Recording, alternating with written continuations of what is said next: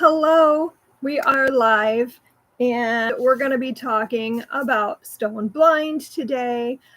This is the October book for the Arrrgh Book Club. We read Stone Blind by Natalie Haynes, and I have some tea and my book and some notes, and we're going to chat. And I'm still really sad about my pumpkin right here. He's supposed to light up and he just died.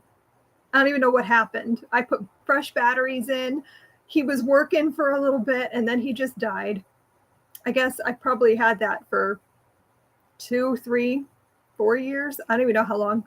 So I suppose he's just come to the end of his life, but I'm sad about it. I'm not even sure I could buy a new one. So if you're here, say hi so we can get our discussion started. So I'm going to kick off with my thoughts as soon as, actually, I should pull this up on my phone because sometimes I don't always see comments come up and that just annoys me. So let me set my phone up very quickly. So I'm in the wrong thing. Probably should have done this before.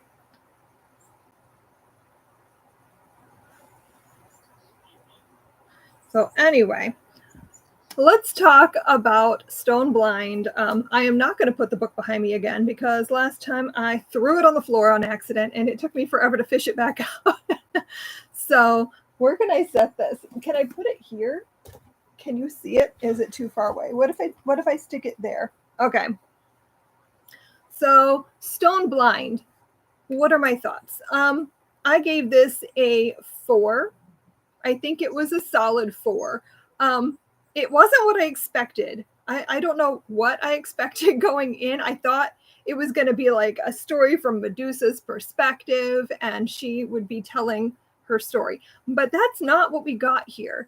And I was intrigued that it was told from so many perspectives. I mean, I guess I should have expected that after reading 1,000 Ships, which is told from a lot of perspectives. And I just didn't expect that from this book.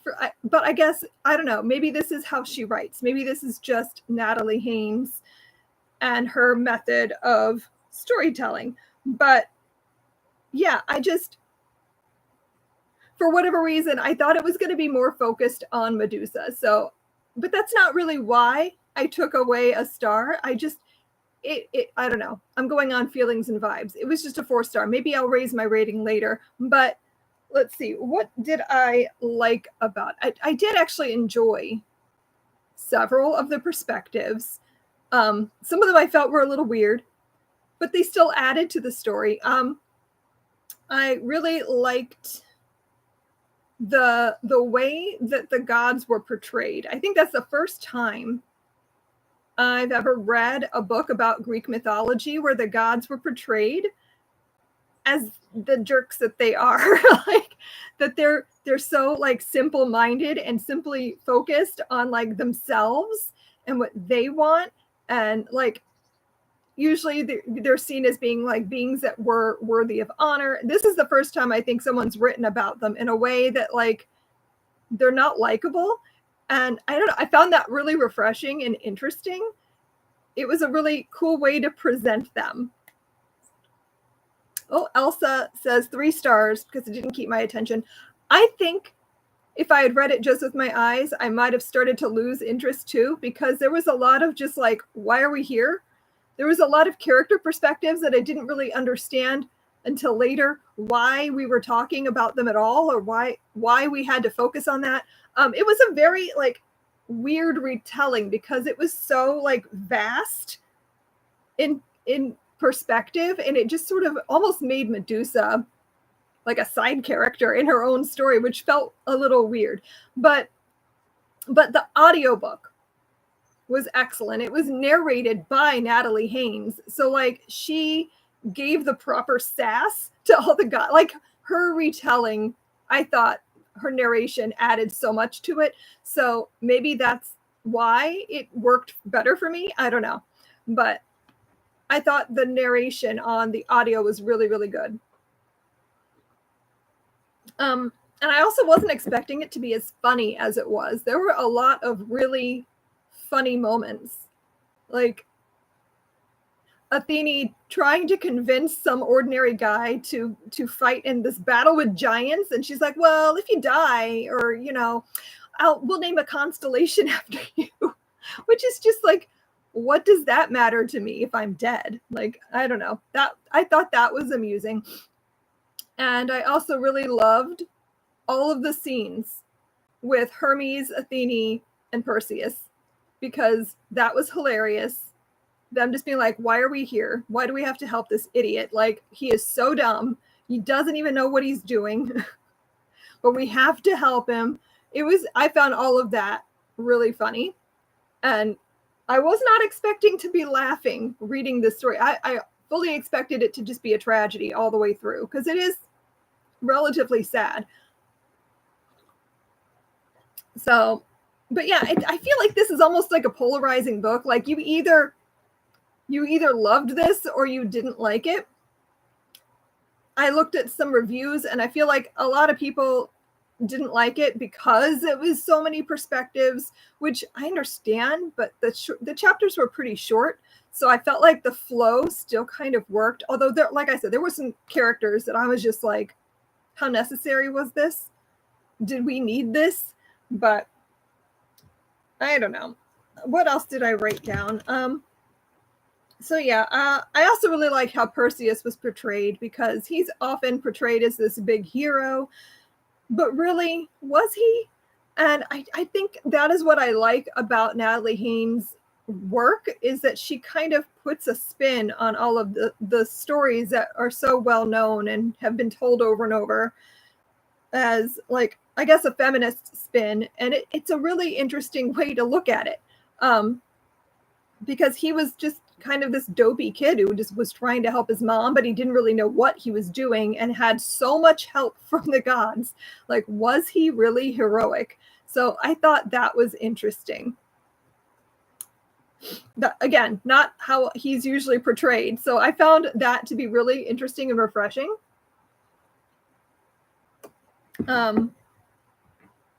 Let's see. But yeah, I really thought it was kind of strange at first. I had to think on it for a little while, how Medusa is reduced to like a side character in this book, because she's not the main character. Even though the story's about her and what happened to her, it's told from so many different perspectives, and so many of them are gods, that she is just sort of in the background. Like, this is things that happen to her. And I don't know. I felt at first like I didn't understand why we would go that route, because, like, isn't this her reclaiming her story? Aren't we like trying to give her a chance to tell her own tale? But like, I feel almost at this point like it was done on purpose to show just how petty and vindictive the gods were, and how simple-minded they were. There was a lot of they were just really simple, like the way that they talked to each other. Like, I want this thing. What thing? I don't know. A thing. I need a thing. And I was like, it was just written so like sparsely. And I thought that was an interesting, like, are we to believe that they're not very smart? They're just so hyper focused on what they want and their desires, and one-upping each other and all of that. So I thought that was interesting. And I think just having Medusa as like almost a background character in her own story just kind of highlighted that. Let's see, what else did I write down? So yeah, let me see. I found some discussion questions that we could talk about. So did you know anything about Medusa before reading this book? And if so, has it changed your perspective? I did not know the full Medusa myth going in. I knew who Medusa was. I've heard of her before. I think I saw Clash of the Titans or something. So like, I knew very basically that she has snakes for hair, that she was a Gorgon, and that if you look at her, you turn to stone. Like, that's the only information I had. So I had to go back after I read, and I watched a couple of videos to like find out like more background about who Medusa was, to see like how it compared to the story. I mean, obviously, Natalie Haynes is a classicist. She's an expert on this, so like I trust that she knows the story well enough to retell it. And like, I think she did a really, really solid job of telling this story. Like, you do kind of need a lot of different perspectives to understand like the scope, since it's not just about Medusa, it is about Perseus and like his journey and all of that. So I think it made sense overall.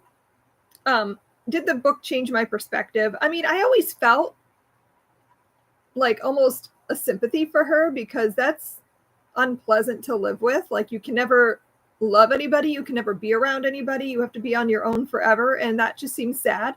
And I think that she did a really good job of showing how hard that curse was on Medusa, like her being a person who had a lot of love and who cared about other beings, and like especially her sisters. And I don't know, I thought it was a really sad story from her side of it. Like, yeah. Did it change my perspective though? I don't know that it did, because like I said, I was already kind of on Medusa's side. So I guess it solidified that for me. It's told from multiple female perspectives over many chapters. Did you like this format? Did the format work for you? I don't mind jumping around. I don't mind stories told in multiple perspectives. I don't even mind when it's not like told in a linear fashion, although this did go in order.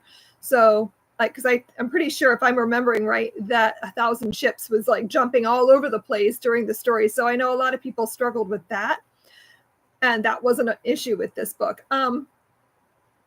But I thought the way it was told worked for the story, and I really liked some of the perspectives. Like, I thought the snakes, the chapter where the snakes are all talking, was really interesting, and it definitely added something to the story. Also said, you read the story with your son from Nathaniel Hawthorne's Tanglewood Tales. Yeah, and Shadow of Perseus by Claire Haywood. Ooh, I need to look for the Shadow of Perseus. I have not read that. Carrie says, I like multiple perspectives, and I thought it added more depth. I love the snakes too. Yeah, I enjoy multiple perspectives in a story, so that very much works for me. I also really like the shorter chapters. That always works for me. I don't know. I love when a book has short chapters, because I feel like I can fly through it. It doesn't matter if a book is 300 pages or 500 pages. If it has short chapters, I feel like I can read it quickly. If it's got really long chapters and it's the same length, it'll take me forever. And I cannot explain that. But I don't know. The format worked really well for me. Let's see. Okay, so Medusa was assaulted by Poseidon, yet Athene punishes her and not Poseidon because she feels it's impossible to punish a god. How does this make you feel, and its significance to current day attitudes? So, this really bothered me. Like, and I feel like it's supposed to. It's not a good moment for Athene in this book. Like, she's definitely way more unlikable. Like, was anyone else surprised by how unlikable Athene was? Because in my mind, I always thought she, goddess of wisdom, all of that she's above such things. Like, I don't know, like I would have expected more, which I have no basis for that. Like, I can't cite a reason why I should have expected more, but like I found her to be kind of insufferable. And like, why would you do that? Why would you punish her for something that was not her fault, that she had no way of stopping? Like, that was not something she did on purpose. Like, why punish her? So it really bothered me. It made me kind of upset. Definitely a hard chapter to read when it happens to her, but also later when she's punished for it. Like, that was terrible. But obviously a pretty significant part of the story. So what did you guys think of that? How did you feel about the whole curse situation? and why she was cursed. Let's see. Did I have something else written down? Hold on. Oh. Okay, hold on. Carrie says, I was disappointed by the way she was, but also oftentimes women blame other women, and I thought that might have been what the author was highlighting. Ooh, that is a good point. Because that is something, yeah, definitely. We do that, I think. So, yes, still made me very upset, but yeah. I will point out, though, that I really liked the conversation that Medusa had with Poseidon when they were talking about beauty and how she thought her sisters were beautiful. And when he asks her, how could she think such a thing? Because they're clearly monsters. They're not beautiful. And she talks about things like, well, you know, they take care of me and they love me, and, you know, Euryale with her sheep and all of that. Like, I thought that was just such a beautiful way to talk about inner beauty, and like how inner beauty is more important than outer beauty. And I don't know, to me, that was just beautiful. And I loved that. And how Medusa wasn't even looking at like outward beauty at all. That wasn't even something that occurred to her. Yeah, Elsa said it was unjust, and I think it is true to the original, and it is true to the original. That is what happened in the story, so it does make sense that she would include it like that, but it still makes me cranky.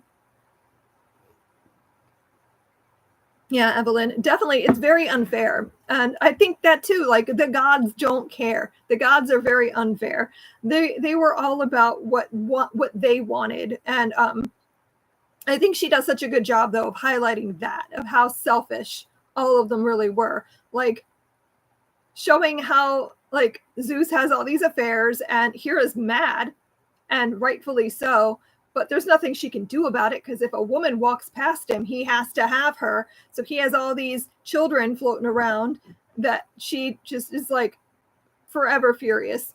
And all of the male gods are like that, though. Like, they're constantly just like, I want that. Don't care if you want it too. So yeah, it was very frustrating to read that, but I think that was an important aspect of the Greek gods. Like, they're very selfish beings.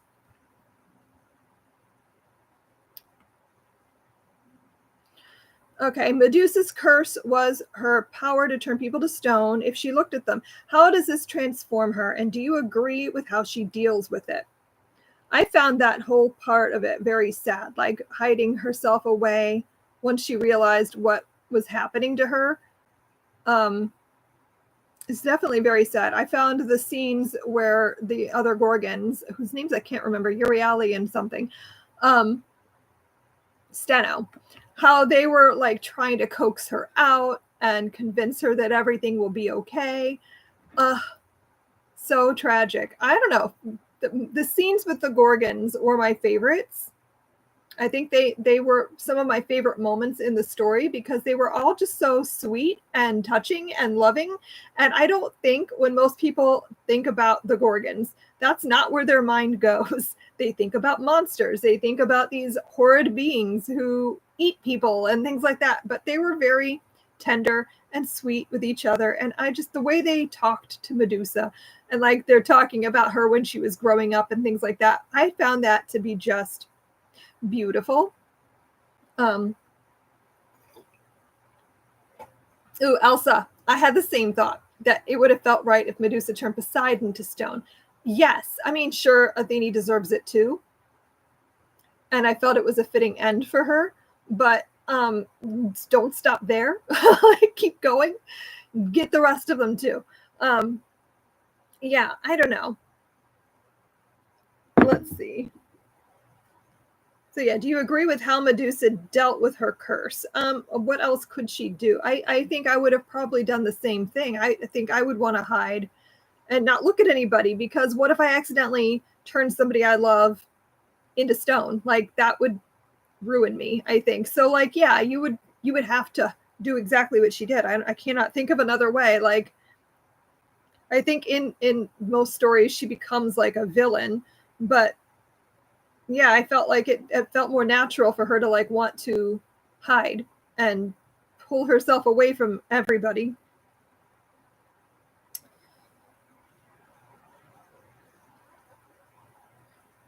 Okay, the book sheds light on personal power, but also on not having control over everything in your life. Do you agree that there are times when things happen that are out of your control? I think control and having control over things was a big theme of the story because so much happens to Medusa that isn't in her control. And I mean, all the characters too. Like, I mean, the only characters who seem to have any sense of control are the gods, and everyone else is sort of like playthings for the gods. So, yeah, I felt like that was such a big element of the book and talking about like what it's like to have somebody else like using you as a puppet and controlling everything that happens to you. So, yeah, I don't know. I think even with Perseus, like he had no control over anything that was happening to him either. He could have just been quiet and let his mother get married to a guy that he didn't like, but he did speak up. But then even after he spoke up for his mother to try to stop that, the gods kind of took over the situation and like put all the things in place to make certain things happen. So I don't know. But I do feel like that was a big element of the story. That so much of life is out of our control. Let's see. I kind of already mentioned this, but in ancient times, stripping a woman of her beauty was considered severe as it took away her only value. What do you think the author is trying to say about true beauty? Like I said, I really loved the conversation about what beauty is and what Medusa thought was beautiful. So yeah, I definitely think that was something that the author was trying to say, that women are more than just their looks, that Medusa was still beautiful even with snake hair and eyes that can turn you to stone, because like she had her inner beauty and she loved and cared about other people. So like, yeah.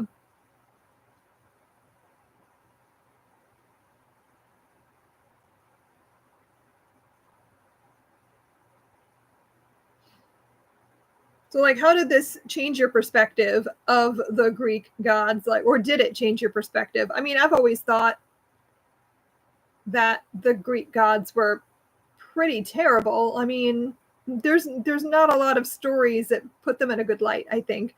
Or even when they try to put them in a good light, it still comes off as like, wow, they're really selfish. They're just using humans to play with almost. So, yeah, I mean, I don't think this really changed my view. Although I thought it, like I said, this is like the first book I think I've read where anything like this has like been done with the gods. So I don't know, maybe there's more books like that. But this is the first one I think I've read. Yes, Cassiope had a, I keep forgetting she was a thing in the book. Like, yeah. She was a perspective that I guess my brain just did not latch onto. But yeah, she definitely did have a lot to do with the beauty theme, like being obsessed with being the most beautiful and like being outshined by her daughter and that kind of thing. Yeah. That definitely was a nice parallel with the Medusa story. Um, I feel like that one though, I felt, could we have taken that out? I don't know. Maybe it wouldn't have fully worked because you did need Andromeda, but still. I felt like there was almost a little bit too many perspectives. Evelyn says it definitely affected my view of Percy, as he was more of a villain in the story, especially after obtaining Medusa's head. Yes, he definitely does not come off as a hero in the story, and I really appreciated that. I thought that was a really interesting way to present him and his story. What was that one chapter where he's with the three, I can't remember who they were, the three old women who share an eye and a tooth? That was the moment where I was like, wow, really? Perseus, like you would do that to them? Like that, like they were like coming around, they were willing to help you, and then you're just like gonna steal their eye and their tooth? now they have nothing. Like, that was horrible. So that was like the beginning of his villain story, I think. Like, that was a terrible way to go about that. And it just got worse from there. So yeah, there was also a moment where they were talking about Perseus, like Andromeda, I think, was talking about how much she loved him and how wonderful he was and all of that. And her parents were like, but is he? Were you not paying attention just now? So yeah, this definitely gave a very different perspective on his story, which I found really interesting. So yeah, the next question was about Perseus. It says he does evil things to help his mother. What is the author trying to say? And I don't know. I think that I'm trying to think, what was she trying to say specifically? But like, I thought the whole idea of him just like sticking his nose into stuff that he shouldn't have, almost like to try to help her. Like, yes, is it honorable that he wants to protect his mother? Yes. But going into it without really considering what was going to happen or what he had to do. He didn't even know what a Gorgon was. Like, I don't know. The whole thing puts him in a position of just being kind of a idiot, and also just blundering about, not really knowing what he was doing, but just causing havoc everywhere he went. So overall, I don't know. I felt like the story itself was almost a little bit too much. It felt like, while I like multiple perspectives, while I liked the writing, while I found it a good story, I just couldn't quite give it a 5-star. And I'm trying to think, like, what specifically? And I almost feel like it was just too much. Like, too many perspectives, too many things happening. And I don't know. Like, I wanted to love this. This is one of the books that I was the most excited to read this year.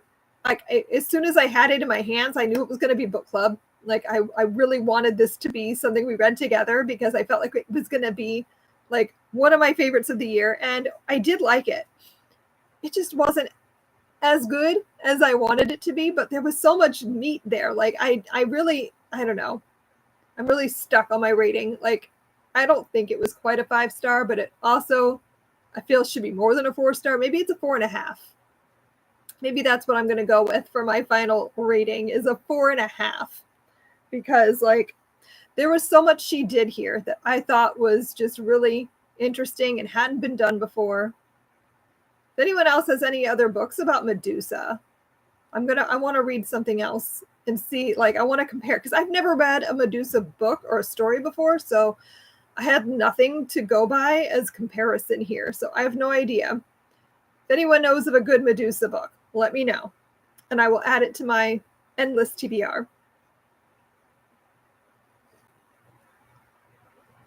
So I think that was all the discussion questions. Is there anything we didn't touch on that we want to talk about? Who was your favorite perspective?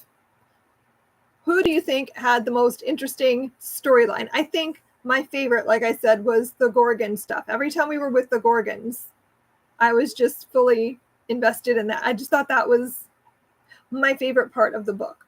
That, and like anytime Perseus was talking to Hermes and Athene, those two things I think made the whole book for me. Like, those were great.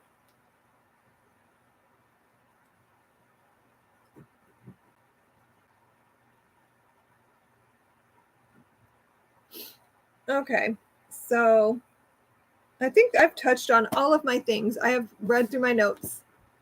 So I don't know, or if anyone else wants to add anything to the discussion. Evelyn says, I love the Gorgon scenes and wish it had shown them after Perseus escaped. Yes, agreed.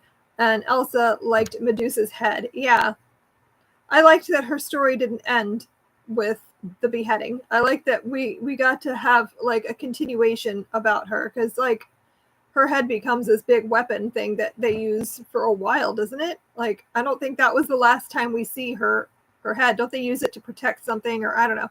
There was something else that happens later. So I liked that. Agreed.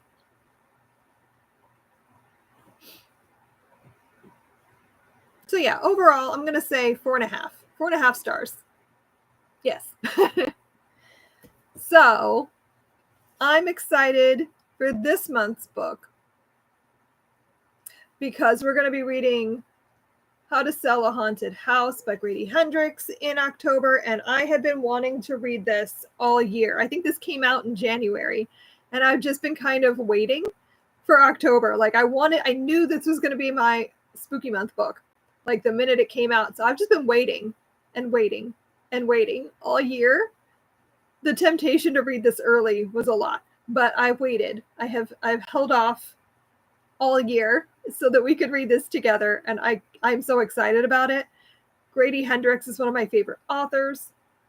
I've read, I think, almost everything he's written. The only thing he has a few short stories and novellas and things like that came out early on that I haven't read yet. And he has that Paperbacks from Hell that I own but have not actually read the whole thing. I've flipped through it a few times, but I haven't read the entire thing. But otherwise, I've read all of his books. So I'm so excited for this. All I know is it's a haunted house. It's siblings that have to sell their parents' house after they have died, and the house doesn't wish to be sold. I think there's something to do with dolls, a puppet. I don't even know. Sounds really good. This is getting great reviews, so I'm really excited to read it this month. Yeah, so we're going to be talking about this. I'm going to put this in the Discord so that if people want to start early, we can chat about it. I'm probably not going to start it till the end of the month, though, because I always like to read the book right before the live show, so it's fresh in my mind. And I'm also going to be reading a lot of other haunted house books this month, so I want this to be the last one that I read so that I don't mix things up too much. So, but yeah, very excited to read this with everybody, and it'll be our last book of the year. I don't know, I think we had a pretty good run this year. I was just thinking about it this morning, all the books that we've read in book club this year have either been 4 or 5 stars. So, confirm that. Nope, I lied. Scatter of Light I gave 3.75, so almost a 4-star. But other than that one, I think everything else has been either a 4 or a 5. So that's been awesome. I think it's been a good reading year.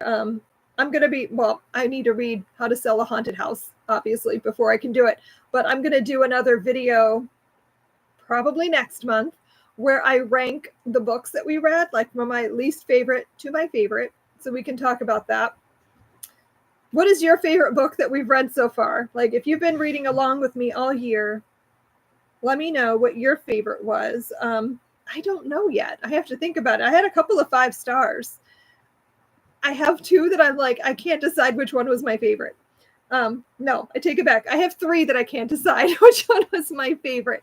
So it's going to be tough. I need to think on that for a while. But yeah. And I'm almost, I would be surprised if How to Sell a Haunted House doesn't end up as a favorite as well. So I don't know. I think it's been a really good year for reading. I've had a lot of 5 stars this year. So the end of the year wrap up stuff is going to be tough because I have a lot of favorites. So I think we can wind this up. Thank you so much for hanging out with me and reading along. I have thoroughly enjoyed it. And I will see you guys next month when we talk about how to sell a haunted house. So thanks so much. Oh, Elsa says tomorrow is my fave. Yeah, that is a really good one. There have been too many 5 stars. I don't know how to pick my favorite. It's hard. Can I just say they're all my favorite? Maybe. So thanks so much for watching, and I will talk to you guys again soon. Happy reading. Bye.